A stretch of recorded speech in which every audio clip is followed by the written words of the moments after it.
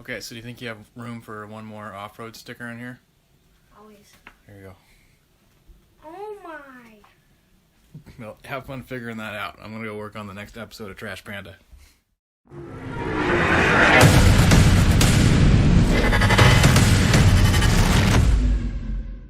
Thank you for tuning in, everyone. Now that this year's Gambler 500 is over, we are back to work on our project truck, a 2006 Nissan Frontier. As you may know, we are converting this truck from two-wheel drive to four-wheel drive with an Advanced Adapters Atlas II divorce transfer case.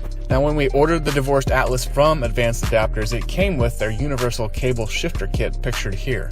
For a number of reasons, I decided to mount the Atlas shifter on the passenger side of the manual transmission shifter. In this picture, you can see where I cut the transmission tunnel and began to fabricate a new shifter box. Fabbing up the shifter box definitely took some time. After I was done, I got it painted and sealed from the bottom with a marine grade RTV. In order to make room for the Atlas shifter box, I had to dispose of and cap off the heater vent piping that normally runs down the passenger side of the transmission tunnel and under the passenger seat to reach the back floorboard area. That resulted in a trip to the local fabric store to try and find some foam that I could use to fill some of the gaps underneath the carpet that were created by the loss of the heater vent piping. The next step, and perhaps one of the more challenging parts of this entire process, was to reinstall the carpet and interior trim pieces back in around the Atlas shifter box without it looking like a complete dumpster fire.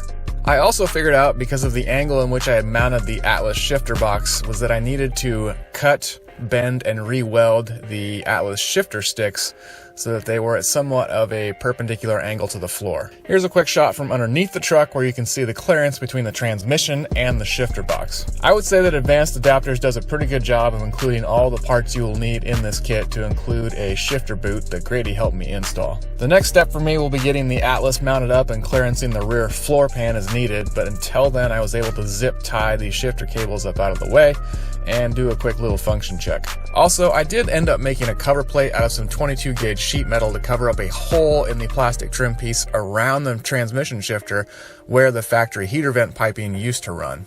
Stay tuned for more videos on this Atlas install, and as always, thanks for tuning in to Trash Panda Garage.